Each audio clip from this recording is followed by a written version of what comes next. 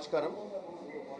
ముఖ్యంగా నిన్న తెలంగాణ ఆవిర్భావ దినోత్సవం సందర్భంగా ఇదే తెలంగాణ భవన్లో బీజేపీ జాతీయ అధ్యక్షుడు నితిన్ నబీన్ గారు, అలాగే తెలంగాణ రాష్ట్రానికి సంబంధించినటువంటి సెంట్రల్ మినిస్టర్ కిషన్ రెడ్డి గారు నిన్న మాట్లాడుతూ, అంటే నితిన్ నబీన్ గారు అంటేనేమో కొత్తగా ఈ మధ్య కాలంలోనే భారతదేశంలో బీజేపీ పార్టీకి అధ్యక్ష పదవి తీసుకున్నారు.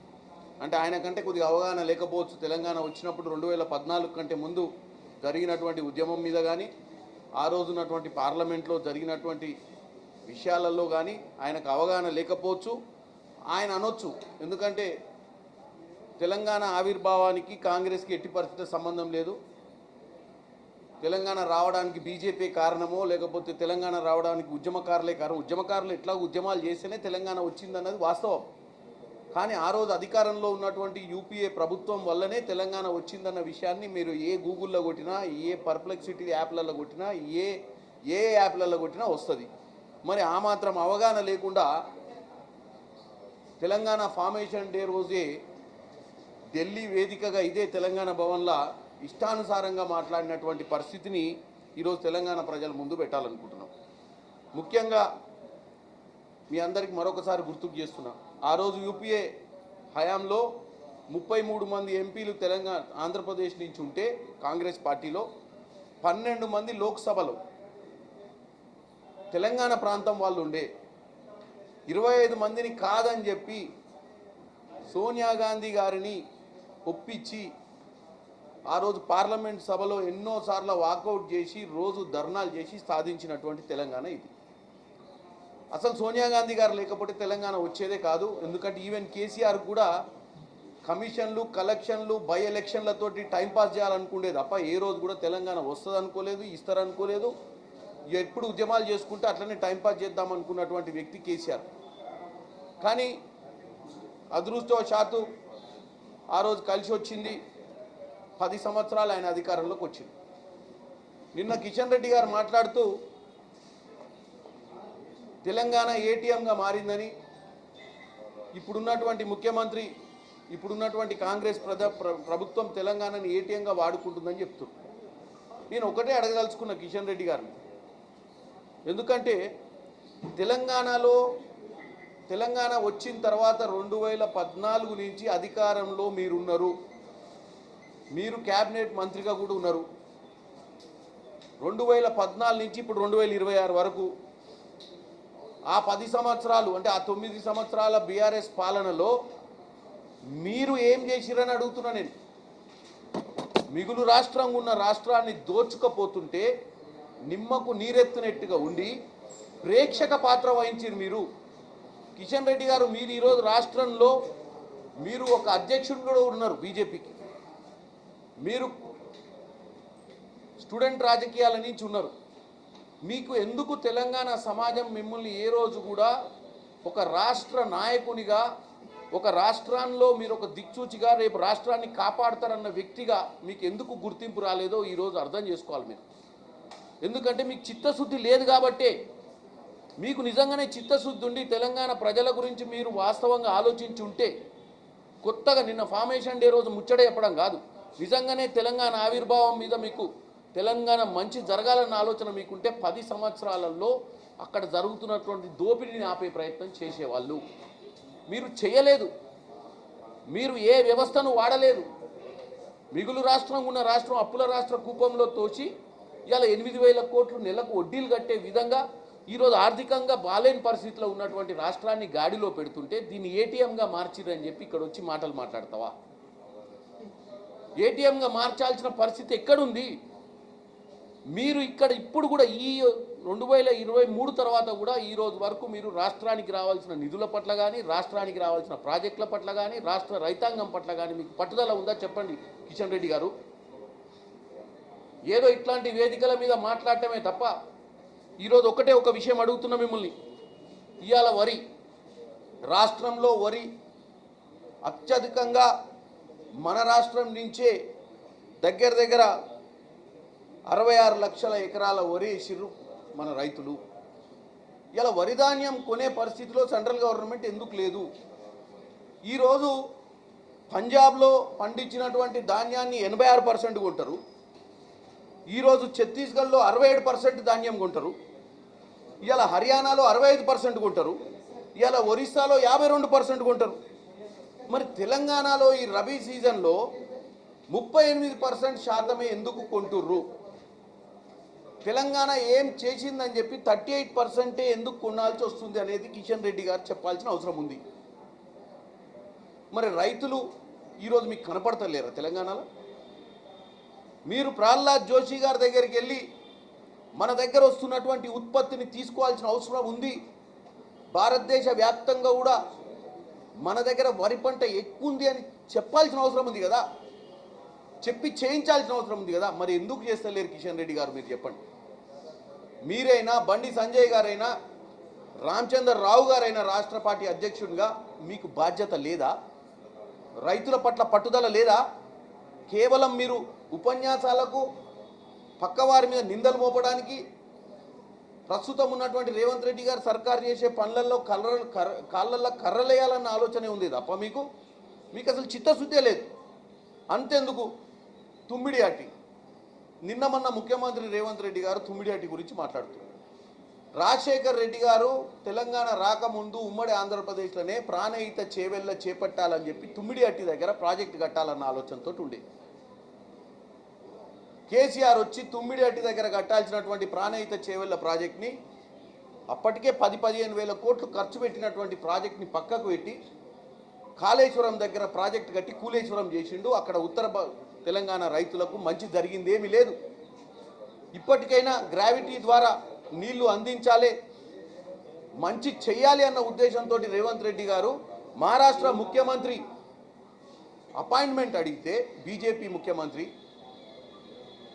దేవేంద్ర ఫడ్నవీస్ గారి అపాయింట్మెంట్ అడిగితే మీరు అపాయింట్మెంట్ ఇప్పించకపోగా 2016లోనే 148 మీటర్లకు అప్పటికే పర్మిషన్ వచ్చినటువంటి తుమ్మిడియాటి మీద 152 మీటర్లు చేస్తే మనకు మంచి జరుగుద్ది, మ్యాక్సిమం మనం దానివల్ల రైతులకు బెనిఫిట్ ఇవ్వచ్చు, డ్రింకింగ్ వాటర్ కానీ ఇరిగేషన్ వాటర్ కానీ పర్పస్ సాల్వ్ అయింది అన్న ఉద్దేశంతో రేవంత్ రెడ్డి గారు పనిచేయాలనుకుంటుంటే మీకు పట్టదా?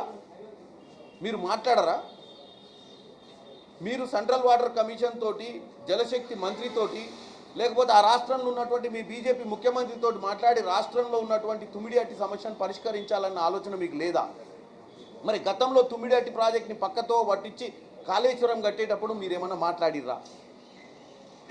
30,000 కోట్ల పైచిలుకుతో జరగాల్సిన ప్రాజెక్టు 1,00,000 పైచిలుకు కోట్లు అయినప్పుడు మీరు ఎందుకు మాట్లాడలేదు కిషన్ రెడ్డి గారు? మీరైనా మీ బీజేపీ నాయకులైనా ఈ రోజైనా మీరు ఈ తుమ్మిడియాటి మీద జరుగుతున్నటువంటి సమస్యను పరిష్కరించాలి కదా. పరిష్కరించకపోగా ఏదో ఒక రెచ్చగొట్టే మాటలు, తెలంగాణ ప్రజల్ని పక్కదో పట్టించే మాటలు తప్ప ఏ రోజన్నా మీరు కరెక్ట్గా మాట్లాడుతున్నారో చెప్పండి. మెట్రో ఫేజ్ 2 విషయంలో నేను పార్లమెంట్లో మాట్లాడినా, మా ముఖ్యమంత్రి, మా నాయకులందరూ వచ్చి ఇక్కడ మాట్లాడినప్పుడు మెట్రో ఫేజ్ 2 విషయంలో ఒకే ఒక అంశం చెప్పిర్రు. ఇప్పుడున్న ఫేజ్ 1 నడుపుతున్నటువంటి ఎల్ఎన్టీకి మీకున్న సమస్య మేము రెడీగా ఉన్నాం ఇవ్వడానికి అని చెప్పి. మరి మెట్రో ఫేజ్ 2 విషయానికి వచ్చినప్పుడు మేము ఆల్రెడీ ఎల్ఎన్టీతో చర్చ చేసినాం, ఎల్ఎన్టీ ఇప్పుడు ఎగ్జిట్ అయిపోయింది, ఇప్పుడు మెట్రో ఫేజ్ 2 రెడీగా ఉంది. దానికి సంబంధించిన 15% మీ నుంచి ఇన్వెస్ట్మెంట్ అడుగుతున్నాం. మేము పక్క రాష్ట్రంలో మీరు చెన్నై మెట్రోకు 65% మీరు సెంట్రల్ గవర్నమెంట్ ఫండ్ ఇచ్చి మెట్రో ఫేజ్ 2 తమిళనాడులో వేసిరు, చెన్నైలో. మరి హైదరాబాద్ ఏం పాపం చేసుకుంది? సరే, మీరు అక్కడ 65 ఇస్తే మనం కేవలం 15% అడిగి పీపీపీ మోడల్ ద్వారానో ఏదో ఒక విధంగా రేవంత్ రెడ్డి గారు ప్రభుత్వం తరపునే, రాష్ట్ర ప్రభుత్వం తరపునే మెట్రో ఫేజ్ 2 దగ్గర 120 కిలోమీటర్ల దూరం ఉన్నటువంటి, 122 కిలోమీటర్ల దూరం ఉన్నటువంటి ఫేజ్ 2 చేసుకుందామన్న ఆలోచన. ఎందుకంటే హైదరాబాద్ నగరాన్ని ఈరోజు తీర్చిదిద్దాల్సిన అవసరం ఉంది కాబట్టి. మరి మీరు పట్టించుకోరా? 15%కి అప్రూవల్ ఇమీడియట్గా ఇస్తే మెట్రో ఫేజ్ 2 పనులు చకచక మొదలు పెట్టవచ్చు కదా.